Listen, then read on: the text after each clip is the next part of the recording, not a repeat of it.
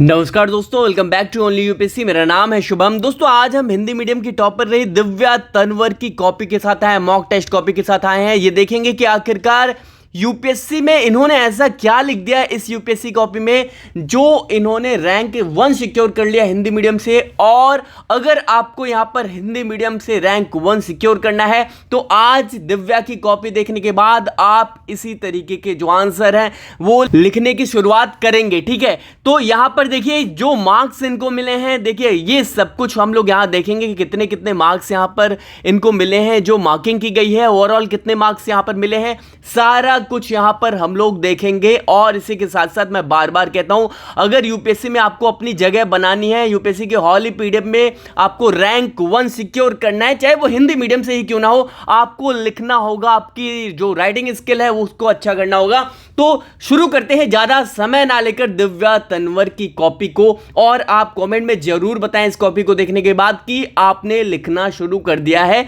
या फिर आप लिखने की शुरुआत इसी तरीके से करेंगे। ठीक है, देखिए नाम यहां पर दिव्या है और मीडियम इनका हिंदी है। रैंक जो रोल नंबर है वो 0854715 आप देख सकते हो। ठीक है, चलिए ज्यादा समय ना लेकर शुरू करते हैं इनकी कॉपी। और जो मार्किंग है देखिए यहां पर इनको रिमार्क भी दिया गया है। देखिए जैसे संदर्भ दक्षता एवं परिचय दक्षता, ठीक है, जो भी अपने रिमार्क हैं देखिए वो सारे यहाँ पर दिए हुए हैं कॉपी में। भाषा है एवं लेखन शैली अच्छी है, जो निष्कर्ष दक्षता भी संतोषजनक है। तो इस तरह के रिमार्क यहाँ पर दिए गए हैं। चलिए ज़्यादा समय ना लेकर कॉपी की शुरुआत करते हैं। देखिए क्वेश्चन इनके हाथ में रहा होगा, क्वेश्चन पेपर। इसका आंसर प्राचीन भारत के इतिहास में गुप्त काल से संबंधित, स्वर्ण युग से संबंधित ये क्वेश्चन था जहां पर इन्होंने शुरुआत की। देखिए यहां पर कॉपी देखने से पहले आपको ये थोड़ा सा एहसास करना होगा कि भाई कॉपी में जो स्किल है वो क्या यूज हुई है। देखिए आप देख सकते हो यहां पर शुरुआत इन्होंने कहां से की है। भाई प्राचीन भारत में इतिहास में गुप्त काल को स्वर्ण युग कहा जाता है। निश्चित ही है उसके कला के विभिन्न क्षेत्रों में अभूतपूर्व विकास को देखते हुए संज्ञा दी जाती है। यानी आंसर की जो शुरुआत है भाई वो इन्होंने भाई गुप्त काल में स्वर्ण युग जो है उसे क्यों कहा जाता है भैया, गुप्त काल को स्वर्ण युग भारतीय इतिहास में कहा जाता है और क्यों कहा जाता है वो आगे इन्होंने यहाँ पर ब्रीफ में डिस्कस किया है। ठीक है, अब देखो यहाँ पर आप देख सकते हो आपको क्या करना है भैया, आपको यहाँ पर मैं बार बार कहता हूँ इस तरह के जो आंसर्स हैं, देखो इस तरह का जो फॉर्मेट है वो तैयार कर लेना है। देखो आंसर लिखने की जो स्किल है, ऐसा नहीं है कि आपने फिर लगातार आपने पैरा स्टार्ट किया और लिखना शुरू कर दिया और वो पैरा तब तक आपने लिखा जब तक आंसर खत्म नहीं हो गया। ऐसा नहीं करना है। ठीक है, आप लोग ग्रेजुएशन में करते रहे होगे, आपने प्लस 2 में किया होगा, ऐसा अब यहाँ पे नहीं चलता। ठीक है, अब इस तरह के जो आंसर आप लिखते हो, देखो प्रमाण, कालिदास और इस तरह के जो आप हेडिंग दे देकर, सब हेडिंग देकर जो आंसर लिखते हो उसमें एग्जामिनर के लिए भाई यहाँ पर इजी हो जाता है। ठीक है, और वो एग्जामिनर भी यहाँ पर परेशान नहीं होता और आपको मार्किंग अच्छी मिल जाती है। ठीक है, तो क्या भाई यहाँ पर इस तरह के आंसर आपको लिखने होंगे। देखिए यहां पर इस क्वेश्चन पर इनको 4.5 में आप मार्क्स मिले हैं। ठीक है, आउट ऑफ 10। ठीक है, तो इस तरह से भाई यहां पर देखो विषय वस्तु के स्तर पर प्रयास अच्छा है किंतु और बेहतर किया जा सकता है। यानी कि देखो जो टॉपर होते हैं, चाहे वो रैंक 1 सिक्योर करें या हिंदी मीडियम के टॉपर रहे, देखिए वो उनका जो आंसर है वो पूरी तरीके से आप ये मत कहो कि यहाँ पर 100% जो आंसर है वो करेक्ट ही होता है। जो मॉडल आंसर है देखो यहाँ पर, इसीलिए यूपीएससी में जो रैंक 1 सिक्योर करता है भाई वो 50%, 51%, यहाँ पर हार्डली 52% तक यहाँ पर जो रिजल्ट है वो आता है ना। यानी कि आपने यूपीएससी में 51% अगर 52% मार्क्स पा लिए तो रैंक 1 आपकी मिल जाएगी, चाहे वो हिंदी मीडियम से हो चाहे इंग्लिश मीडियम में, आपको रैंक 1 यहां पर मिलनी तय है। ठीक है, तो इस तरह से आप कॉपी लिखने की कोशिश करो। देखिए वहीं पर देखो मैं बार बार आपको दिखाने की कोशिश कर रहा हूं, देखो यहां पर भारत में बाल विवाह के लिए जिम्मेदार कारक।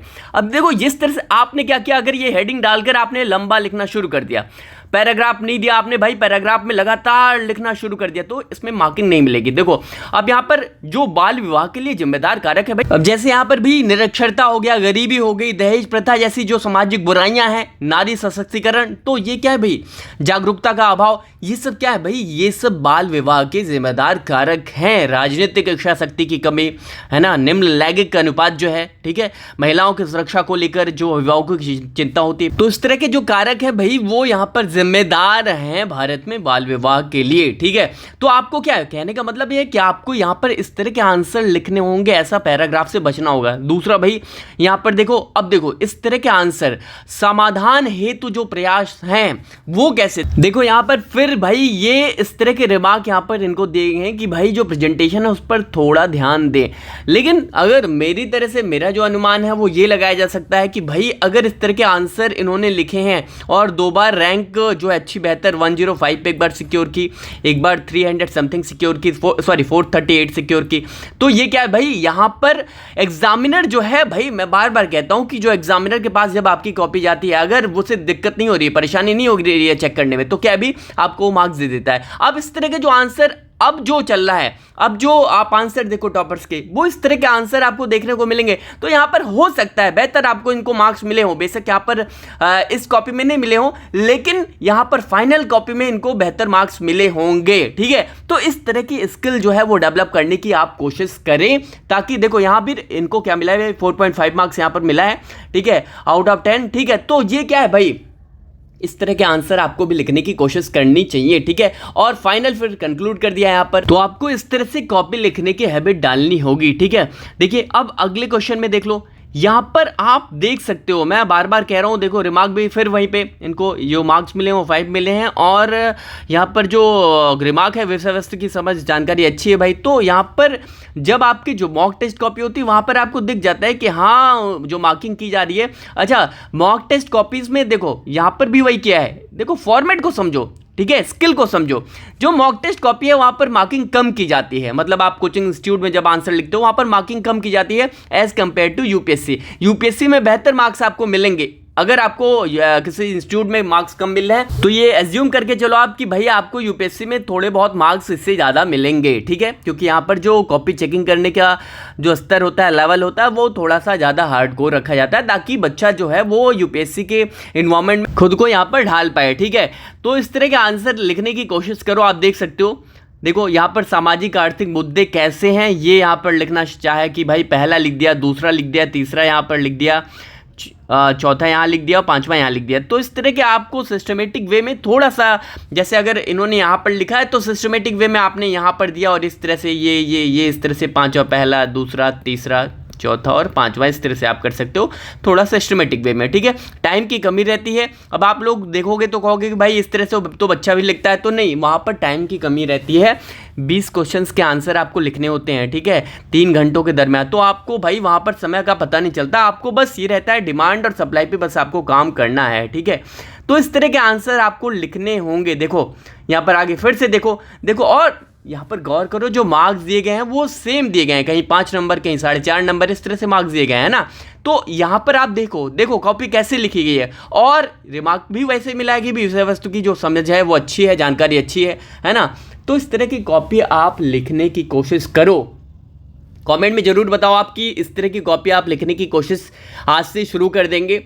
मुझे उम्मीद है अगर आज से शुरू करते हैं आप, तो ये मेरा दावा है कि आपको यूपीएससी की हॉली पीडीएम में आपको अपनी जगह बनाने में कोई भी नहीं रोक सकता, ठीक है।